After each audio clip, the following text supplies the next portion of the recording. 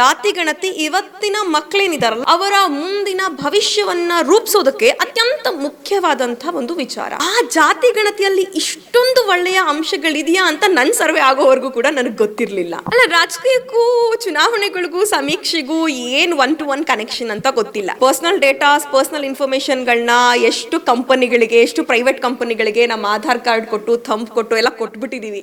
ನೀವೇನ್ ಒಳ್ಳೇದ್ ಮಾಡಿದ್ರು ನಾವಿರೋದು ಕಂಡಮ್ ಮಾಡಕ್ಕೆ ಅನ್ನೋ ತರದ್ ನಿಲುವು ಅಷ್ಟೇ. ನಾನು ಹೇಳಿದ್ನಲ್ಲ, 2015 ಅವ್ರು ನಮ್ಮನೆಗೆ ಸಮೀಕ್ಷೆ ಮಾಡಕ್ ಬರ್ಲಿಲ್ಲ ಅಂತ ಕೇಳಿ ವಿರೋಧ ಮಾಡಿದ್ರು. ಈಗ ನಮ್ಮನೆಗೆ ಯಾಕೆ ಬರ್ತಿದ್ದೀರಾ ಅಂತ ವಿರೋಧ ಮಾಡ್ತಿದ್ದಾರೆ. ಸರ್ಕಾರ ಆರ್ಥಿಕ ಹಾಗೂ ಸಾಮಾಜಿಕ ಶೈಕ್ಷಣಿಕ ಸಮೀಕ್ಷೆಗೆ ಈಗ ಮತ್ತೆ ಗಡುವನ್ನ ವಿಸ್ತಾರ ಮಾಡಿರುವಂತದ್ದು. ಅದರಲ್ಲೂ ಸರ್ಕಾರಿ ಶಾಲೆಗಳಿಗೆ ಅಕ್ಟೋಬರ್ 18ರವರೆಗೆ ರಜೆ ಘೋಷಣೆ ಮಾಡಿರುವಂತದ್ದು ಈಗ ಆಕ್ರೋಶಕ್ಕೂ ಕೂಡ ಕಾರಣವಾಗಿರುವಂತದ್ದು.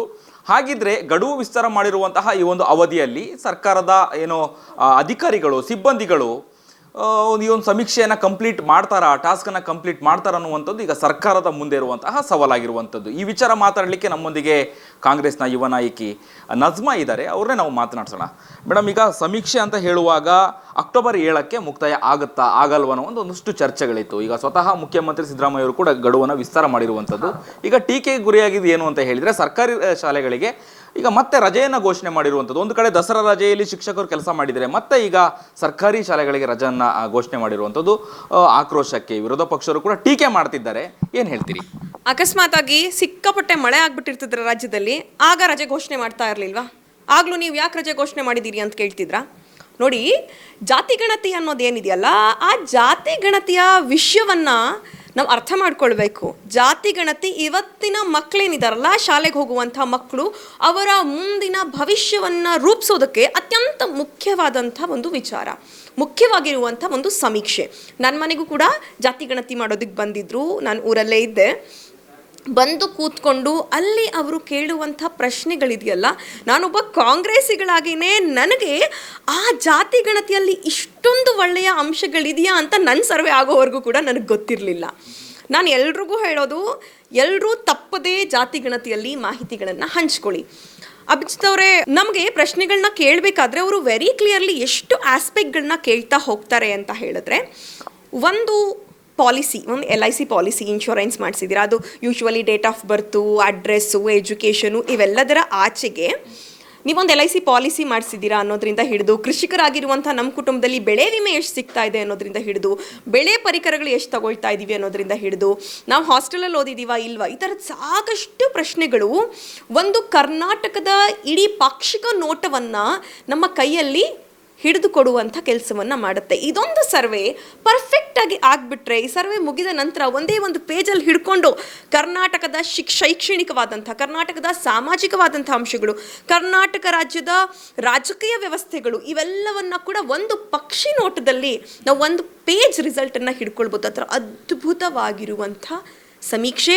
ಪ್ರಶ್ನೆಗಳು ಸಾಕಷ್ಟಿದ್ರೂ ಕೂಡ ನಾವು ಅದಕ್ಕೆ ಉತ್ತರವನ್ನು ಕೊಡ್ತಾ ಹೋದಷ್ಟು ಯಾವ ಸಮುದಾಯಗಳು, ಯಾವ ಕ್ಲಾಸ್ಗಳು ಹಿಂದೆ ಉಳ್ಕೊಂಡಿದ್ದಾವೆ, ಇವೆಲ್ಲ ಇನ್ಫಾರ್ಮೇಷನ್ಗಳು ಸಿಗ್ತಾ ಹೋಗ್ತವೆ. ರಾಜಕೀಯವಾದಂತಹ ಹಿನ್ನೆಲೆಯಲ್ಲಿ, ಅಂದರೆ ಮುಂಬರುವಂತಹ ಚುನಾವಣೆಯಂತಹ ಹಿನ್ನೆಲೆಯಲ್ಲಿನೇ ಈಗ ಸರ್ಕಾರ, ಅಂದರೆ ಮುಖ್ಯಮಂತ್ರಿ ಸಿದ್ದರಾಮಯ್ಯ ಅವರು ಈಗ ಸಮೀಕ್ಷೆ ಮಾಡ್ತಾ ಇದ್ದಾರೆ ಅನ್ನುವಂತಹ ಟೀಕೆ ಇರುವಂಥದ್ದು. BJP ಅವರು ಟೀಕೆ ಮಾಡ್ತಿದ್ದಾರೆ. ಅಲ್ಲ, ರಾಜಕೀಯಕ್ಕೂ ಚುನಾವಣೆಗಳಿಗೂ ಸಮೀಕ್ಷೆಗೂ ಏನು 1-to-1 ಕನೆಕ್ಷನ್ ಅಂತ ಗೊತ್ತಿಲ್ಲ. ಕನೆಕ್ಷನ್ ಇಟ್ಟರೂ ಕೂಡ ಸಿದ್ದರಾಮಯ್ಯ ಅವರಿಗೆ ಒಂದು ದೂರದೃಷ್ಟಿತ್ವ ಇದೆ. ಸಿದ್ದರಾಮಯ್ಯರವರಿಗೆ ಒಂದು ಅಭಿವೃದ್ಧಿಯ ಪಥದತ್ತ ರಾಜ್ಯವನ್ನು ತೆಗೆದುಕೊಂಡು ಹೋಗಬೇಕು ಅನ್ನುವಂಥ ನಿಲುವಿದೆ. ಹಿಂದುಳಿದ ಜಾತಿಗಳು ಅಥವಾ ಹಿಂದುಳಿದಿರುವಂಥ ಎಲ್ಲ ಜನರನ್ನು ನಾನು ಅಭಿವೃದ್ಧಿ ಪಥದಲ್ಲಿ ಕರ್ಕೊಂಡು ಹೋಗಬೇಕು, ಸಮಾಜವನ್ನು ಸುಧಾರಣೆ ಮಾಡಬೇಕು ಅನ್ನುವಂಥ ಗಟ್ಟಿಯಾದ ನಿಲುವು ಮತ್ತು ನಿರ್ಧಾರದ ಜೊತೆಗೆ ಈ ಸಮೀಕ್ಷೆಯನ್ನು ಹಮ್ಮಿಕೊಂಡಿರುವಂಥದ್ದು. ಸಾಕಷ್ಟು ಜನ ನನ್ನ ಫ್ರೆಂಡ್ಸ್ ಇದ್ದಾರೆ. ಕೆಲವೊಂದು ಸಂದರ್ಭದಲ್ಲಿ ನನ್ನ ಹತ್ರ ಕೇಳ್ತಾ ಇರ್ತಾರೆ, ಅಲ್ಲ ನಾವು ತುಂಬ ಎಕನಾಮಿಕಲಿ ಪೂರಿದ್ದೀವಿ, ಬರೀ ಒಂದು ಅಪಕಾಸ್ಟಲ್ಲಿ ಹುಟ್ಟಿದ್ದೀವಿ ಅನ್ನೋ ಕಾರಣಕ್ಕೆ ನಮ್ಗೆ ಯೋಜನೆಗಳು ಸಿಗ್ತಾ ಇಲ್ಲ ಅಂತ. ಈ ಥರ ಸಾಕಷ್ಟು ಜನ ನಮಗೂ ಹೇಳಿರ್ತಾರೆ, ನಿಮಗೂ ಹೇಳಿರ್ತಾರೆ. ನೀವು ಇಲ್ಲಿ ಸರಿಯಾಗಿರುವಂಥ ಡೇಟಾವನ್ನು ಕೊಡಿ. ಯಾವ್ಯಾವ ಜಾತಿಯಲ್ಲೂ ಕೂಡ, ಮೇಲ್ಜಾತಿ ಆಗಿದ್ರೂ ಕೂಡ ಅದರಲ್ಲಿ ಯಾರು ಹಿಂದುಳಿದಿದ್ದಾರೆ, ಇವೆಲ್ಲ ಅನಾಲಿಸಿಸ್ಗಳು ಸಿಗುತ್ತೆ.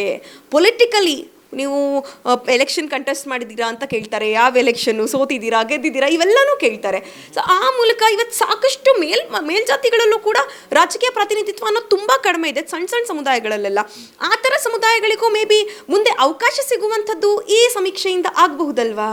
ಔದ್ಯೋಗಿಕವಾಗಿ ಹಿಂದೆ ಉಳ್ಕೊಂಡಿದ್ದಾರೆ. ಈ ಸಮೀಕ್ಷೆಯಿಂದ ಆ ಹಿಂದುಳಿದಿರುವಂತಹ ಒಂದು ಕಮ್ಯುನಿಟೀಸ್ ಏನಿದೆ, ಪಾಕೆಟ್ಸ್ ಏನಿದೆ, ಅವ್ರಿಗೆ ಒಳ್ಳೇದಾಗ್ಬೋದಲ್ವಾ?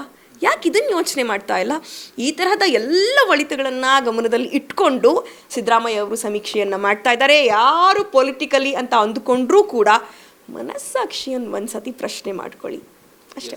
ಓಕೆ, ನಜ್ಮನಿಗೆ ಎಷ್ಟು ಕ್ವಶನ್ ಕೇಳಿದ್ರು ಸಮೀಕ್ಷೆಗೆ ಬಂದಂತಹ ಸಿಬ್ಬಂದಿಗಳು? ನನಗೆ ಒಂದು 45ರಷ್ಟು ಪ್ರಶ್ನೆಗಳನ್ನ ಕೇಳಿದ್ರು. ನಾನೇನು ಎಲೆಕ್ಷನ್ಗೆಲ್ಲ ಕಂಟೆಸ್ಟ್ ಮಾಡಿರಲಿಲ್ಲ, ಸೊ ಹಾಗಾಗಿ ಅವೆಲ್ಲ ಆನ್ಸರ್ಸು ಇರಲಿಲ್ಲ. ತುಂಬ ಚೆನ್ನಾಗಿ ಟಫ್ ಅಂತ ಏನು ಅನ್ನಿಸ್ಲಿಲ್ಲ. ನನ್ನ ಇಡೀ ಜೀವನದ ಬಗ್ಗೆ, ಅದು ರುಟೀನ್ ಬಗ್ಗೆ ಇತ್ತು. ಇನ್ಕಮ್ ಎಷ್ಟಿದೆ, ಏನು ಓದಿದ್ದೀರಾ, ಏನು ಕೆಲಸ ಮಾಡ್ತಾ ಇದ್ದೀರಾ, ಇನ್ಶೂರೆನ್ಸ್ಗಳು ಮಾಡಿಸಿದ್ದೀರಾ, ನೀವು ಕೃಷಿಕರಾಗಿರೋದ್ರಿಂದ ಎಷ್ಟು ಎಕರೆ ಜಮೀನಿದೆ, ಪಂಪ್ ಸೆಟ್ ಇದೆಯಾ ಅಂತ ಕೇಳಿದರು. ಅದಾದಮೇಲೆ ನೀವು ಯಾವುದಾದ್ರೂ ನಿಮಗೆ ಸ್ಕೀಮ್ಸ್ಗಳು ಅವೈಲೇಬಲ್ ಮಾಡ್ಕೊತಿದ್ದೀರಾ. ಈಗ ರಾಜ್ಯ ಸರ್ಕಾರ ಒಂದಷ್ಟು ಯೋಜನೆಗಳನ್ನು, ಅದು ಅನ್ನಭಾಗ್ಯ ಆಗಿರ್ಬೋದು, ಅನ್ನಭಾಗ್ಯ ನಾವೆಲ್ಲ ತೊಗೊಳ್ತಿದ್ದೀವಿ, ಅನ್ನಭಾಗ್ಯ ಆಗಿರ್ಬೋದು, ಗೃಹಲಕ್ಷ್ಮಿ, ಗೃಹಜ್ಯೋತಿ ಯೋಜನೆಗಳು, ಯುವ ನಿಧಿ, ಇದರಲ್ಲಿ ಯಾವ್ಯಾವುದನ್ನ ಕ್ಲೈಮ್ ಮಾಡ್ತಾ ಇದ್ದೀರಾ ಅಂತ ಕೇಳಿದ್ರೆ it's a very simple questions. ಒಂದು ಇಂಟ್ರಾಕ್ಷನ್ ಥರ ಇತ್ತು ಅಷ್ಟೇ. ಓಕೆ, ಇನ್ನು ಸಮೀಕ್ಷೆಗೆ ಸ್ವತಃ DCM DK ಶಿವಕುಮಾರ್ ಅವರು ಮನೆಗೆ ಹೋದಂಥ ಸಂದರ್ಭದಲ್ಲಿ DK ಶಿವಕುಮಾರ್ ಅವರು ಕೂಡ ಹೇಳುವಂಥದ್ದು, ಅಂದರೆ ಪ್ರಶ್ನೆಗಳನ್ನು ಕೇಳುವಾಗ ಟೂ ಮಚ್ ಕ್ವಶನ್ಸ್ ಅಂತ ಹೇಳಿ. ಏನನ್ಸುತ್ತೆ ನಿಮಗೆ?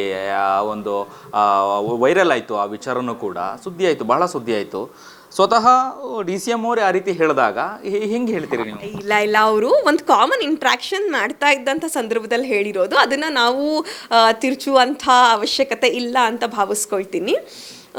ನಾನು ಹೇಳೋಕ್ಕೆ ಇಷ್ಟಪಡೋದೇನೆಂದರೆ, ನಾವು ಪರ್ಸ್ನಲ್ ಡೇಟಾಸ್, ಪರ್ಸ್ನಲ್ ಇನ್ಫಾರ್ಮೇಷನ್ಗಳನ್ನ ಎಷ್ಟು ಕಂಪನಿಗಳಿಗೆ, ಎಷ್ಟು ಪ್ರೈವೇಟ್ ಕಂಪನಿಗಳಿಗೆ ನಮ್ಮ ಆಧಾರ್ ಕಾರ್ಡ್ ಕೊಟ್ಟು, ಥಂಬ್ ಕೊಟ್ಟು ಎಲ್ಲ ಕೊಟ್ಬಿಟ್ಟಿದ್ದೀವಿ ಅಲ್ವಾ? ಈಗ ಏನು ಪರ್ಸ್ನಲ್ ಇನ್ಫಾರ್ಮೇಷನ್ಗಳನ್ನ ನಾವು ಉಳಿಸ್ಕೊಂಡಿದ್ದೀವಿ, ಎಲ್ಲ ಕೊಟ್ಟಾಗಿದೆ.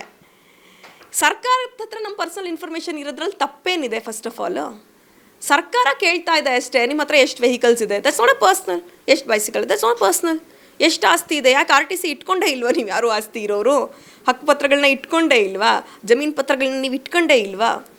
So when we are giving information to government, they are just calculating how we are, how's the condition of ಕರ್ನಾಟಕದ ಪರಿಸ್ಥಿತಿ ಹೆಂಗಿದೆ ಅನ್ನೋದನ್ನು ಅವಲೋಕನ ಮಾಡ್ತಾ ಇದ್ದಾರೆ. ಅದು ಜನರ ಒಳಿತಿಗೋಸ್ಕರ ಮಾಡ್ತಾ ಇರುವಂಥದ್ದು. ಜನರ ಒಳಿತಾಗಬಾರ್ದು ಅನ್ನೋ ಕಾರಣಕ್ಕೋಸ್ಕರ ಇವರಿಷ್ಟೆಲ್ಲ ರಾಜಕೀಯ ಮಾಡ್ತಾ ಇದ್ದಾರೆ. 2015ರಲ್ಲಿ ಗಣತಿಯಾದಾಗ ನಮ್ಮನೆಗೆ ಬಂದಿಲ್ಲ ಅಂತ ಸಾಕಷ್ಟು ಜನ BJPಲಿ ಇದ್ದವರೆಲ್ಲ ಹೇಳಿದರು, ಸಿದ್ದರಾಮಯ್ಯ ಸರ್ಕಾರ ಇದ್ದಾಗಲೇ ಗಣತಿ ಆಗಿದ್ದಾಗ. ಈಗ ನಮ್ಮನೆಗೆ ಯಾಕೆ ಬರ್ತಿದ್ದೀರಾ ಅಂತ ಪ್ರಶ್ನೆ ಮಾಡ್ತಿದ್ದಾರೆ. ಸೊ ನೀವೇನು ಒಳ್ಳೇದು ಮಾಡಿದ್ರು ನಾವಿರೋದು ಕಂಡಮ್ ಮಾಡೋಕ್ಕೆ ಅನ್ನೋ ಥರದ ನಿಲುವು ಅಷ್ಟೇ. ಸೊ ಈ ರಾಜಕೀಯಕ್ಕೆಲ್ಲ ಜನ ತಲೆ ಕೆಡಿಸ್ಕೊಳ್ಬಾರ್ದು. ನಾನು ಜನರ ಹತ್ರ ಕೇಳ್ಕೊಳ್ಳೋದೇನೆಂದರೆ, ನಿಮ್ಮ ಮುಂದಿನ ಭವಿಷ್ಯಕ್ಕಾಗಿ, ನಿಮ್ಮ ಮಕ್ಕಳ ಮುಂದಿನ ಭವಿಷ್ಯಕ್ಕಾಗಿ ದಯವಿಟ್ಟು ಜಾತಿ ಗಣತಿಯಲ್ಲಿ, ಸಮೀಕ್ಷೆಯಲ್ಲಿ ದಯವಿಟ್ಟು ಪಾಲ್ಗೊಳ್ಳಿ. ಮತ್ತು ಬರುವಂತಹ ಸ್ಟಾಫ್ ಏನಿರ್ತಾರೆ ಅವರು ನಿಮ್ಮ ತರಹ ಮನುಷ್ಯರೇ ಆಗಿರ್ತಾರೆ. ಅವ್ರ ಜೊತೆ ಪೊಲೈಟಾಗಿ ಬಿಹೇವ್ ಮಾಡಿ. ಬಂದಾಗ ಒಂದು ಗ್ಲಾಸ್ ನೀರು ಕೊಡಿ. ಅವರೆಲ್ಲ ಗೌರ್ನಮೆಂಟ್ ಅಫಿಷಿಯಲ್ಸ್ ಇರ್ತಾರೆ, ಸಾಕಷ್ಟು ಶ್ರಮಪಟ್ಟು ಆ ಹುದ್ದೆಗಳಿಗೆ ಹೋಗಿರ್ತಾರೆ. ಅವರ ಸಮೀಕ್ಷೆಯ ಕಾರಣದಿಂದ ನಿಮ್ಮ ಒಳಿತಿಗೋಸ್ಕರ ನಿಮ್ಮ ಸೇವೆಯಲ್ಲಿ ಬಂದಿರ್ತಾರೆ. ಆ ಸೇವೆಯನ್ನು ಪಡೆದುಕೊಳ್ಳಿ, ಅವ್ರಿಗೆ ಒಳ್ಳೆ ರೀತಿಯಲ್ಲಿ ರಿಯಾಕ್ಟ್ ಮಾಡಿ, ಒಳ್ಳೆ ರೀತಿಯಲ್ಲಿ ಬಿಹೇವ್ ಮಾಡಿ. ಎಸ್, ಇನ್ನು BJP ಸಮೀಕ್ಷೆಯನ್ನ ವಿರೋಧ ಮಾಡ್ತಿರುವಂತಹ ಉದ್ದೇಶ, ಕಾರಣ ಏನಂತ ಹೇಳ್ತೀರಿ? ರಾಜಕೀಯ. ನಾನು ಹೇಳಿದ್ನಲ್ಲ, 2015ರಲ್ಲಿ ಅವ್ರು ನಮ್ಮನೆಗೆ ಸಮೀಕ್ಷೆ ಮಾಡೋಕ್ಕೆ ಬರಲಿಲ್ಲ ಅಂತ ವಿರೋಧ ಮಾಡಿದ್ರು. ಈಗ ನಮ್ಮನೆಗೆ ಯಾಕೆ ಬರ್ತಿದ್ದೀರಾ ಅಂತ ವಿರೋಧ ಮಾಡ್ತಿದ್ದಾರೆ. ನೀವು ಏನು ಒಳ್ಳೇದನ್ನು ಮಾಡಿದ್ರು ಕೂಡ ನೋಡಿ, ವಿರೋಧ ನಾವು ಮಾಡೋಕ್ಕೆ ಇರೋದೇನೆ. ಒಂದು ಚಿಕ್ಕ ಎಕ್ಸಾಂಪಲ್ ಕೊಡ್ತೀನಿ. ಗ್ಯಾರಂಟಿ ಸ್ಕೀಮ್ಸ್ ಅನೌನ್ಸ್ ಮಾಡಿದಾಗ ವಿರೋಧ ವ್ಯಕ್ತಪಡಿಸಿದ್ರು. ಅದಾದಮೇಲೆ ಡೆಲ್ಲಿ ಎಲೆಕ್ಷನಲ್ಲಿ ಇವರೇ ಈ ಗ್ಯಾರಂಟಿಗಳನ್ನ ಅನೌನ್ಸ್ ಮಾಡಿದ್ರು, ಕಾಪಿ ಮಾಡಿದ್ರು. ಸೊ ಹಾಗೆ ಇವರು ಎಲ್ಲದಕ್ಕೂ ವಿರೋಧ ವ್ಯಕ್ತಪಡಿಸ್ತಿರ್ತಾರೆ. ನಾವು ಎಲ್ಲೋ ಒಂದು ಕಡೆ ನಾವುಗಳೆಲ್ಲ ಈ ಸಮೀಕ್ಷೆಯ ಗಾಂಭೀರ್ಯತೆಯನ್ನು ಕಾಂಗ್ರೆಸ್ಸಿಗರಾಗಿ ಅರ್ಥ ಮಾಡ್ಕೊಳ್ಳೋದ್ರಲ್ಲಿ ನಾವು ಸೋತಿದ್ದೀವಿ. ಇದನ್ನು ಹೆಚ್ಚೆಚ್ಚು ಇದು ಎಷ್ಟರ ಮಟ್ಟಿಗೆ ಜನಸ್ನೇಹಿ ಅನ್ನೋದನ್ನು ನಾವೆಲ್ಲರಿಗೂ ಅರ್ಥ ಮಾಡಿಸ್ಬೇಕಾಗಿದೆ. ಎಷ್ಟು ಜನಪರ ಅನ್ನೋದನ್ನು, ಜನರ ಒಳಿತಿಗೋಸ್ಕರ ಮಾಡ್ತಾ ಇರೋದು ಅನ್ನೋದನ್ನು ನಾವೆಲ್ಲ ಕಾಂಗ್ರೆಸ್ಸಿಗರು ಅರ್ಥ ಮಾಡಿಸ್ಬೇಕಾಗಿದೆ. ಪ್ರಜ್ಞಾವಂತ ನಾಗರಿಕರು ನಾವೆಲ್ಲರೂ ಅರ್ಥ ಮಾಡಿಸ್ಬೇಕಾಗಿದೆ ಜನರಿಗೆ. ಸಮೀಕ್ಷೆಯ ಗಡುವನ್ನು ವಿಸ್ತಾರ ಮಾಡಿರುವಂಥದ್ದು ಬೆಂಗಳೂರು ಹೊರತುಪಡಿಸಿ 12ನೇ ತಾರೀಕು ಅಕ್ಟೋಬರ್, ಇನ್ನು ಬೆಂಗಳೂರಿನಲ್ಲಿ 24ನೇ ತಾರೀಕು ಅಂತ ಹೇಳಿದ್ದಾರೆ. ಈ ಗಡುವಿನಲ್ಲಿ ಅಥವಾ ಈ ಒಂದು ಅವಧಿಯಲ್ಲಿ ಸಮೀಕ್ಷೆ ಕಂಪ್ಲೀಟ್ ಆಗುತ್ತಾ ಅನ್ನುವಂತಹ ಸವಾಲೀಗ ಸರ್ಕಾರಕ್ಕೆ ಇರುವಂಥದ್ದು. ಆಗಬಹುದಾ? ಖಂಡಿತವಾಗ್ಲೂ ನನಗೆ ಅಧಿಕಾರಿಗಳ ಬಗ್ಗೆ ನಂಬಿಕೆ ಇದೆ. ಅವ್ರು ಖಂಡಿತವಾಗ್ಲೂ ಮುಗಿಸ್ತಾರೆ. ನಮ್ಮೂರಿನಲ್ಲೇ ನಮ್ಮ ಮನೆಯಲ್ಲಿ ಕೊನೆಯದಾಗಿ ಬಂದಿದ್ರು ಸಮೀಕ್ಷೆ ಮಾಡೋದಕ್ಕೆ. ಆಲ್ಮೋಸ್ಟ್ ಮುಗ್ದೋಗಿದೆ ಮೇಡಮ್. ಏನು ಗಡುವು ವಿಸ್ತರಣೆ ಮಾಡಿದ್ರು ಕೂಡ ನಮಗೆ ಸ್ವಲ್ಪ ಏನು ಮಿಸ್ಟೇಕ್ಸ್ ಏನಾದರೂ ಆಗಿದೆಯಾ ಅಥವಾ ನಾವು ಡೇಟಾವನ್ನು ಇನ್ಪುಟ್ ಮಾಡದೆ ಏನು ಇಟ್ಕೊಂಡಿದ್ದೀವಿ ಅದನ್ನು ಮಾತ್ರ ಮಾಡಬೇಕು ಅಂತ ಹೇಳ್ತಾ ಇದ್ರು. ಸೊ ಡೆಫಿನೆಟ್ಲಿ ಮಾಡ್ತಾರೆ. ಒಂದು ಹಬ್ಬದೋಪಾದಿಯಾಗಿ ಎಲ್ಲರ ಮನೆಗಳಿಗೆ ಹೋಗಿ ಸಮೀಕ್ಷೆಯನ್ನು ನಮ್ಮ ಶಿಕ್ಷಕರುಗಳು ಅಧಿಕಾರಿಗಳು ಮಾಡ್ತಾ ಇದ್ದಾರೆ. Definitely they will do. ಇದಿಷ್ಟು ನಜ್ಮಾ ಅವರ ಮಾತಾಗಿತ್ತು. ಕ್ಯಾಮ್ರಾ ಪರ್ಸನ್ ಉಲ್ಲಾಸ್ ಜೊತೆ ಅಭಿಜಿತ್ ಗಣೇಶ್, ಕರ್ನಾಟಕ ಟಿವಿ, ಬೆಂಗಳೂರು. ದೇಹದಲ್ಲಿ ಬ್ಯಾಡ್ ಕೊಲೆಸ್ಟ್ರಾಲ್ ಜಾಸ್ತಿ ಆದಾಗ ಹಾರ್ಟ್ ಅಟ್ಯಾಕ್ ಆಗೋ ಚಾನ್ಸಸ್ ಜಾಸ್ತಿ. ಇತ್ತೀಚೆಗಂತೂ ಸಿಕ್ಕಾಪಟ್ಟೆ ನ್ಯೂಸ್ನ ಕೇಳ್ತಾನೆ ಇದ್ದೀವಿ. ಸೊ ಬ್ಯಾಡ್ ಕೊಲೆಸ್ಟ್ರಾಲ್ನ ಕಮ್ಮಿ ಮಾಡೋದಕ್ಕೆ ಉತ್ತಮವಾದ ಆಹಾರ ತುಂಬ ಇಂಪಾರ್ಟೆಂಟು. ಜೀನಿ ಸ್ಲಿಮ್ ಯೂಸ್ ಮಾಡಿ. ಕರೆಕ್ಟ್. ಜೀನಿ ಸ್ಲಿಮ್ನಲ್ಲಿರುವಂತಹ ಎಷ್ಟೋ ಆಹಾರ ಧಾನ್ಯಗಳು ಕೊಲೆಸ್ಟ್ರಾಲ್ ಲೆವೆಲ್ನ ಕಮ್ಮಿ ಮಾಡೋದಕ್ಕೆ ಹೆಲ್ಪ್ಫುಲ್ ಆಗುತ್ತೆ. ಸೊ ಹೆಲ್ದಿ ಆಗಿರಿ, ಜೀನಿ ಸ್ಲಿಮ್ನ ಯೂಸ್ ಮಾಡಿ. ತುಂಬ ದಪ್ಪ ಇದ್ದೀರಾ, ಅದರಲ್ಲೂ ಯಾವುದೇ ಸೈಡ್ ಎಫೆಕ್ಟ್ ಇಂದ ಸಣ್ಣ ಆಗ್ಬೇಕಾ? ಎಷ್ಟೋ ಜನ ಹೇಳ್ತಾ ಇದ್ರಿ, ಸರ್ ನಾನು ಜಿಮ್ಗೆ ಹೋಗ್ತಾ ಇದ್ದೀನಿ ಆದ್ರೂ ಸಣ್ಣ ಆಗ್ತಾ ಇಲ್ಲ ಸರ್, ವರ್ಕೌಟ್ ಮಾಡ್ತಾ ಇದ್ದೀನಿ ಆದ್ರೂ ಸಣ್ಣ ಆಗ್ತಾ ಇಲ್ಲ ಅಂತ ಹೇಳ್ತಾ ಇದ್ರಲ್ಲ. 100% ಯಾವ ಜಿಮ್ಗೂ ಹೋಗ್ದಂಗೆ ವರ್ಕೌಟು ಮಾಡ್ದಂಗೆ ನೀವು ಸಣ್ಣ ಆಗ್ಬೋದು. ಪ್ರತಿದಿನ ಬೆಳಿಗ್ಗೆ ಸಂಜೆ 2 ಟೈಮ್ ನಮ್ಮ ಜೀನಿ ಸ್ಲಿಮ್ನ ಯೂಸ್ ಮಾಡಿ ಯಾವುದೇ ಸೈಡ್ ಎಫೆಕ್ಟ್ ಇಲ್ದಂಗೆ ನೀವು ಸಣ್ಣ ಆಗ್ತೀರಾ. ಯಾಕೆಂದ್ರೆ ಜೀನಿ ಸ್ಲಿಮ್ಮು ಒಂದು ಉತ್ತಮ ಆಹಾರ.